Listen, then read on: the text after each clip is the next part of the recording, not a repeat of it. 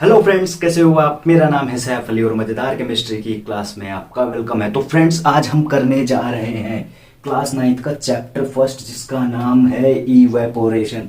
तो chapter first का evaporation topic करेंगे और ये चैप्टर फर्स्ट का लेक्चर नंबर 5 है। इससे पहले मैं चार चार वीडियो और बना चुका हूँ जो कि बाकी टॉपिक में करा चुका हूँ, जो कि इवेपोरेशन से पहले हैं। और इसमें हम इवेपोरेशन और बॉइलिंग के बीच में क्या मेन डिफरेंस है, कैसे आप डिफरेंशिएट कर सकते हो इजीली इवेपोरेशन एंड बॉइलिंग को। तो वीडियो को पूरा देखिए, अच्छे से देखिए, बहुत अच्छे तरीके से आपको समझ में आने वाला है, प्रॉमिस कर रहा हूँ। अगर वीडियो को पूरा देखा ना तो भूलोगे नहीं। और हाँ, कोई तुम्हें वीक कहता है, इस वीडियो को पूरा देखो, कोई कहेगा ही नहीं कि भाई तुम पढ़ाई में कैसे वीक हो। आप इसको अच्छे से समझ लो बस एक बार। तो चलिए वीडियो को स्टार्ट करते हैं मजेदार।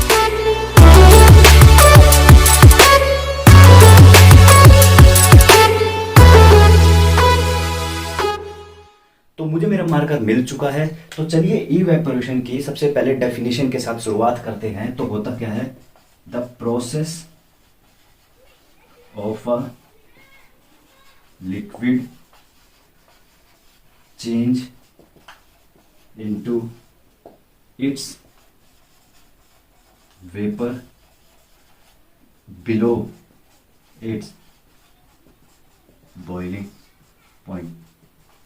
तो देखो, ये इसकी एक सिंपल डेफिनेशन है। देखो, मैं आपको बता दूं कि जो मेरा मेन फोकस होता है ना, वो बच्चे को किस तरीके से इजी तरीके से कराऊं कि उसको एक बार देखने के बाद बिल्कुल अच्छे से समझ में आ जाए। ठीक है, तो आप मेरी वीडियो को किसी और वीडियो के से कंपेयर मत करिएगा कि अरे वो तो इसने ये भी बताया, ये तो कुछ और ही बता रहे हैं। तो मैं अपनी वीडियो को, मैं अपने टॉपिक को इजी से इजी करके समझाने की कोशिश करता हूँ कि बच्चा एक बार इस टॉपिक को समझ ले तो वो रियल लाइफ में भी रिलेट कर सके और उसको उसके दिमाग में अच्छे से बैठ जाए ये बात कि हाँ, जो मैं पढ़ रहा हूँ अब मुझे अच्छे से आ गया है और मुझे अच्छे से समझ में आ गया है इस वीडियो को पूरा देखने के बाद। तो आपको यहाँ पर समझ, मैंने यहाँ पर डेफिनेशन दी कि क्या कह रहे थे, process of a liquid change into its vapour below it's boiling point. ठीक, अगर डेफिनेशन समझ में आ गई तो बहुत अच्छी बात है, नहीं आ रही तो अभी देखो और आगे कराऊंगा तो आपको धीरे से समझ में आ जाएगी। ठीक है ना। ठीक है, कोई भी चीज़ करते रहते हैं तो धीरे धीरे समझ में आती रहती है। अब आप कहोगे कि भाई बॉइलिंग में भी तो ऐसे ही कुछ होता है। मैंने यहाँ पे बताया कि भाई जो वाटर है वो किस में चेंज हो गया, वेपर में। आप कहोगे बॉइलिंग में क्या होता है, वो भी उसमें भी तो यही होता है, पर ध्यान दो, बॉइलिंग में होता है, बॉइलिंग में भी ऐसा ही होता है और इवेपोरेशन में भी ऐसे ही होता है। पर यहाँ पे देखो लिखा है बिलो इट्स बॉइलिंग पॉइंट। तो बॉइलिंग जो है होता है ना किसी भी लिक्विड का, वो एक स्पेसिफिक टेम्परेचर पे होता है, पर इवेपोरेशन का कोई भी स्पेसिफिक टेम्परेचर नहीं है, किसी भी टेम्परेचर पे हो सकता है। अच्छा, आपने देखा कहाँ कहाँ है इवेपोरेशन, ये भी जान लेते हैं ताकि आप और अच्छे से रिलेट कर पाओ। देखो, आप अपने छत पे थोड़ी देर के लिए पानी फेंक कर आओ। ठीक है, छत पे जाओ, एक दो मग पानी लो और फेंक दो। और ज़्यादातर ये दोपहर में करो। ठीक है, जब भी आपके पास टाइम है, जब आप इस चीज़ को रियल लाइफ में देखना चाहते हो, समझना चाहते हो, पानी को फेंक दो। ये आपने देखा भी होगा, कुछ देर बाद देखोगे वो धीरे धीरे उस पानी का वॉल्यूम क्या होता जा रहा है, कम होता जा रहा है।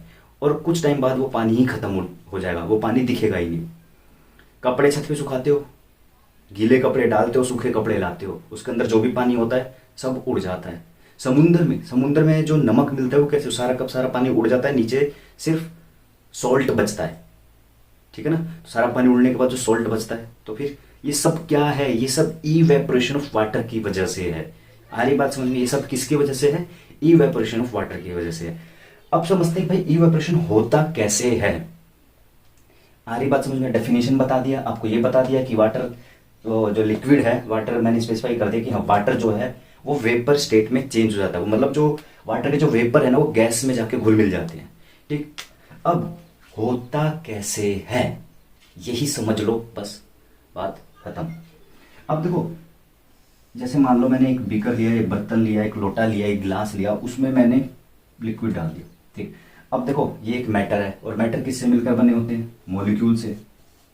तो ये एक लिक्विड के मॉलिक्यूल्स हो गए।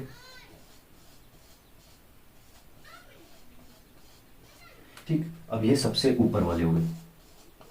ठीक है, यहां तक आपका भरा हुआ ये मॉलिक्यूल ऑफ वाटर है। आप मुझे बताओ इसमें क्या आप ऑब्जर्व कर पा रहे हो, क्या आपको समझ में आ रही है। तो आप इसमें एक अच्छे से डिफ्रेंशिएट कर पा रहे होगे। अगर मैं कहूं आप इस मॉलिक्यूल को देखो और फिर इस मॉलिक्यूल को देखो, क्या है, कुछ चीज़ समझ में आ रहा है, कुछ ऑब्जर्व कर पा रहे हो? ये ऑब्जर्व कर पा रहे हो कि भाई जो ये वाला लिक्विड है, सॉरी जो ये वाला मॉलिक्यूल है लिक्विड का, वो इधर से भी बंधा हुआ है, इधर से भी बंधा हुआ है, इधर से भी बंधा हुआ है, इधर से भी बंधा हुआ है। जबकि जो ऊपर वाला है वो सिर्फ इधर से, मान लो कि इसके भाई इधर भी होएगा कोई लिक्विड, वो कोई पार्टिकल, तो वो उससे बंधा हुआ है, पर ये तीन तरफ से ही बंधा हुआ है, ठीक है ना। किसी भी ऊपर वाले को किसी को भी देखे तो ये इधर से और ये इधर से, तीन तरफ से बंधे हुए, पर ये ऊपर से खाली है। इसीलिए ना जो इवेपोरेशन कहते हैं सरफेस फिनोमेना। अब जैसे ही इसको थोड़ी बहुत एनर्जी मिलेगी तो ये अपने एनर्जी के हिसाब से क्या हो जाएगा, जैसे इसको एनर्जी मिलेगी इसके अंदर ये अपने एनर्जी ये झेल नहीं पाएगा और तोड़ देगा, यहाँ से टूटेगा, टूट कर ये ऊपर चला जाएगा, वेपर में मिक्स हो जाएगा, ठीक है। इसीलिए इसको क्या कहा जाता है, सरफेस फिनोमेना कहा जाता है। एक बार और समझाता हूँ अच्छे से कि देखो यहाँ पर सब मॉलिक्यूल की ना सेम काइनेटिक एनर्जी नहीं है, ठीक, सबकी यहाँ पे डिफरेंट है। और ऊपर वाले को आप कंपेयर कर सकते हो बाकी के मॉलिक्यूल से। तो देखो जैसे ही ऊपर वाले को सफिशिएंट अमाउंट ऑफ एनर्जी मिलेगी, किसके फॉर्म में, हीट के फॉर्म में, तो वो यहाँ से जो इंटरमोलिकुलर फोर्सेज है वो थोड़ा वीक हो जाएगा और ये ऊपर चला जाएगा। फिर धीरे धीरे करके देखो एक लेयर गई, फिर दूसरी लेयर गई, तीसरी लेयर, तो धीरे धीरे करके पानी क्या होता जा रहा है, ठीक है ना। जो ये वाटर लिया था वो वाटर क्या होता जा रहा है, वो वाटर इवेपोरेट होता जा रहा है। कि मतलब जो ये जिसके मॉलिक्यूल्स थे, जो वाटर के मॉलिक्यूल्स थे, वो धीरे धीरे वेपर में कन्वर्ट होते जा रहे हैं और गैसेस मॉलिक्यूल के साथ मिक्स होते जा रहे हैं। तो इसीलिए इसको क्या कहा जाता है, सरफेस फिनोमिना कहा जाता है, ठीक है ना। तो अब कंपेयर करते हैं बॉइलिंग से, तो ये किस तरीके से डिफरेंट है, इवेपोरेशन किस तरीके से डिफरेंट है बॉइलिंग के साथ। हम क्यों नहीं कह सकते कि ये भाई बॉइलिंग ऑफ वाटर है, हम क्यों, तो हम इस तरीके से कह सकते हैं कि भाई ये इवेपोरेशन है। कुछ पॉइंट्स को अगर आप समझ लोगे तो आप खुद बता दोगे कि कहाँ पे इवेपोरेशन हो रही है, कहाँ पर बॉइलिंग हो रही है। इवेपोरेशन का अब आपको धीरे धीरे मतलब समझ में आ रहा होगा। अब चलिए मैं आपको यहाँ पे अच्छे तरीके से फर्क बताता हूँ बॉइलिंग में और इवेपोरेशन में क्या है।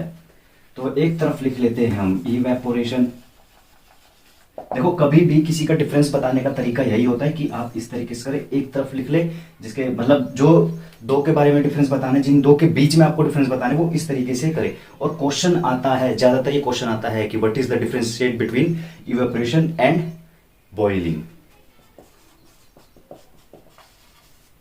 देखो जो इवेपोरेशन होती है वो खुद से खुद पर होती है, इसमें हमारा कोई रोल नहीं है। तो जो it is a natural process, अगर हम सबसे पहली बात कहें तो it is a natural process. और वहीं बॉइलिंग हम करवाते हैं, तो ये क्या हो जाएगी, इट इज अ अननेचुरल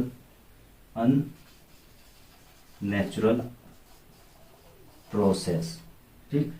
अब दूसरा अगर पॉइंट लिखे तो ये ना किसी भी टेम्परेचर पे हो जाता है। It occur at any temperature, क्योंकि देखो इवेपोरेशन रात में भी होती, सुबह भी होती, शाम में होती है, एनी टाइम चलती रहती है। और आपको पता है सुबह शाम दोपहर हर टाइम का टेम्परेचर क्या होता रहता है, अलग होता रहता है। इवन सर्दियों के टाइम में भी इवेपोरेशन होती है, धीरे होती है पर होती है, ठीक। It occur at any temperature, जबकि आपको पता है it occur at fixed temperature. अब आपको ये पता है कि भाई जो इवेपोरेशन है वो एक पर्टिकुलर टेम्परेचर पे होता है। फॉर एग्जांपल जो वाटर है वो 100 डिग्री सेल्सियस पर बॉईल होता है, ठीक है ना। तो वो उसका एक फिक्स्ड बॉइलिंग पॉइंट है, ठीक है ना। जिस टेम्परेचर पे वो कोई भी लिक्विड बॉईल होना स्टार्ट करता है उसको बॉइलिंग पॉइंट कहते हैं। तो बॉइलिंग ऑफ वाटर फिक्स्ड है 100 डिग्री सेल्सियस, ठीक है। जबकि इवेपोरेशन में ऐसा कुछ नहीं है भाई, ये किसी भी टेम्परेचर पे होता रहता है, यानी चलता रहता है ये, ठीक है ना। मस्त बंदा ये। अब देखो अगर बात करें हम कि जैसे मैंने थोड़ी देर पहले आपको बताया था कि एक सरफेस फिनोमिना है और जबकि ये पूरे लिक्विड में होता है, ठीक है ना। तो ये ऐसे बोल सकते हो, या ऐसे लिखो, it occur from the surface of liquid, but in case of boiling, in boiling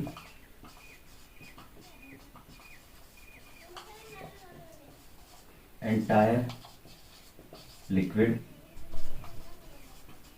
participate. या आप ये कह सकते हो कि जो बॉइलिंग के केस में पूरे एक बल्क फिनोमिना है, ठीक है ना, ये पूरे पे होता है। यहाँ पे तो हम जो क्या कहते हैं, जो इवेपोरेशन में वो सिर्फ सरफेस पे चलता है, जबकि क्या कहते हैं बॉइलिंग में वो पूरे सरफेस, पूरे लिक्विड में होता है, यानी कि एक लिक्विड में है, एक पार्ट पे नहीं है, हर तरफ से।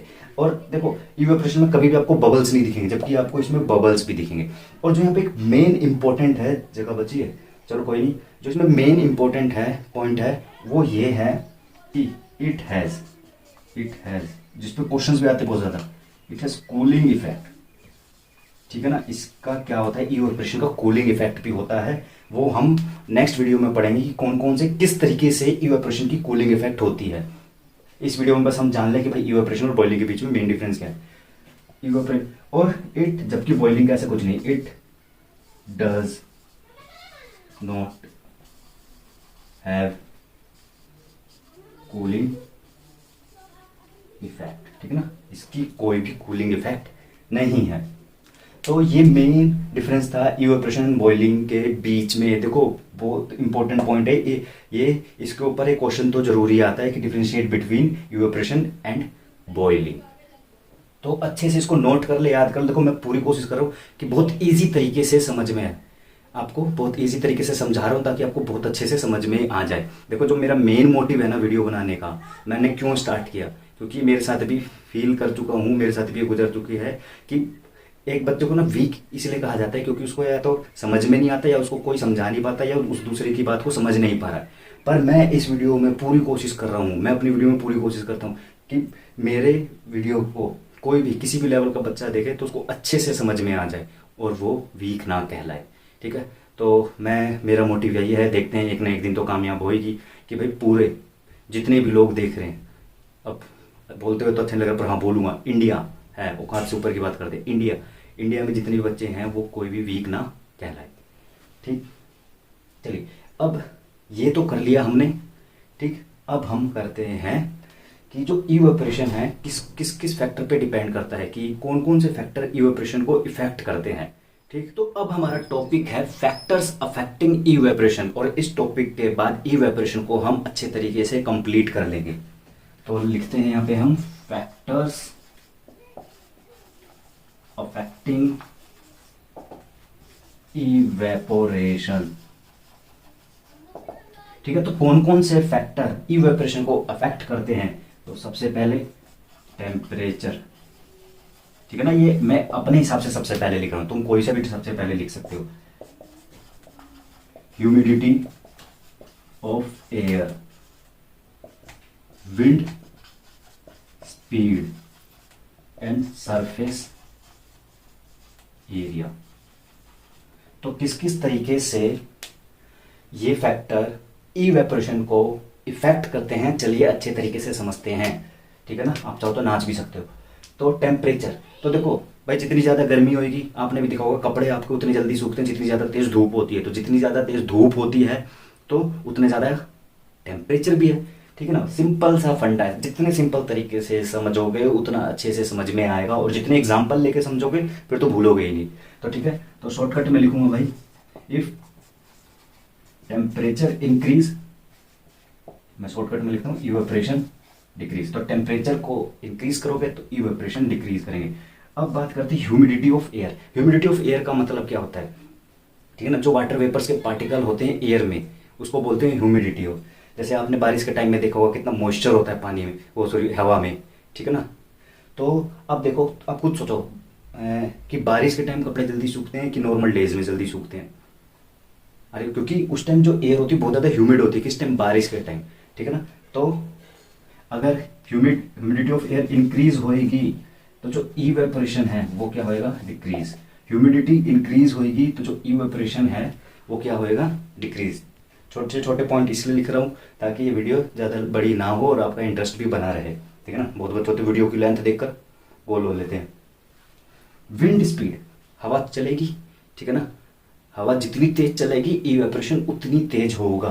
तो ठीक है ना, तो विंड स्पीड इंक्रीज होएगी तो इवेपोरेशन भी इंक्रीज होएगा। सरफेस एरिया, सरफेस एरिया का मतलब क्या है, देखो आप इस तरीके से समझो कि हम चाय लेते हैं गरम गरम, एक लेते हैं कटोरे में, ठीक है ना, जो बड़ा सा हो, ठीक है, और एक लेते हैं ग्लास में। तो आप दोनों को सेम टाइम पे रखो, नोट करो 5 मिनट के बाद कौन कितना ठंडा है। तो आप देखोगे कि जो कटोरे में लिए चाय आपने डाली थी वो ज़्यादा जल्दी ठंडी हो रही है एज़ कम्पेयर टू जिसमें कि गिलास में जो चाय पड़ी है। ऐसा क्यों? क्योंकि देखो, जो कटोरे के अंदर जो चाय है ना, उसको जो है कि सरफेस ज़्यादा प्रोवाइड हो रहा है, तो इवेपोरेशन वो जल्दी होएगी। मतलब उसके जो मॉलिक्यूल है ना, दूर दूर हो गए हैं, ठीक है ना। देखो, इस सरफेस में इसको दूर दूर हो गए हैं, तो भाई ये तो फैला पड़ा है, पसरा पड़ा है, ये जल्दी से उठ जाएगा, ठीक है ना। But in case of glass, इसमें देखो सरफेस कितना कम है, मॉलिक्यूल्स बहुत ज़्यादा पास पास हैं, इवेपोरेशन इस पे या हीट जो इस पे कम इफेक्ट कर पा रहा है, जबकि इस पे ज़्यादा इफेक्ट कर पा रहा है, ठीक। तो सरफेस एरिया इंक्रीज होएगा तो इवेपोरेशन भी इंक्रीज होएगा। तो इसका मतलब जो ह्यूमिडिटी ऑफ एयर है, जो सिर्फ ह्यूमिडिटी ऑफ एयर पे ही इवेपोरेशन इंक्रीज हो रही है, सॉरी क्या, ह्यूमिडिटी ऑफ एयर इंक्रीज हो रही है, तो वो इवेपोरेशन डिक्रीज हो रही है। बाकियों के केस में जो बढ़ रहा है, तो इवेपोरेशन भी उन्हीं के अकॉर्डिंग बढ़ रहा है। बट हाँ, आपको मैं बता दूं, जो बॉइलिंग है इनमें से किसी भी फैक्टर पे डिपेंड नहीं करती, या ये कोई भी फैक्टर बॉइलिंग को अफेक्ट नहीं करते। तो ये भी एक मेन डिफरेंस है, ठीक है ना। तो फ्रेंड्स, हमने इवेपोरेशन को अच्छे से कंप्लीट कर लिया है। आई होप आपको अच्छे से समझ में आ गई होगी। अगर आपको ये वीडियो पसंद आई है तो वीडियो को ज़रूर लाइक करिएगा। कोई भी दिक्कत, कोई भी प्रॉब्लम तो कमेंट करो, आपका भाई, आप जो भी मानते हो, भाई, सर, टीचर, ठीक है ना, तो मैं उसका जवाब दूंगा। और जो भी समझ में आए तो आप बताना, ठीक है ना। कोशिश करेंगे आपको समझाने की, और अच्छे तरीके से और मज़ेदार तरीके से। तो वीडियो को लाइक करें, ज़्यादा से ज़्यादा अपने दोस्तों को शेयर करें, और अगर आपने मेरे चैनल को सब्सक्राइब नहीं किया है तो फ्रेंड्स प्लीज़ चैनल को सब्सक्राइब कर दें। मिलते हैं नेक्स्ट वीडियो में नेक्स्ट टॉपिक के साथ, तब तक के लिए good bye, see you again.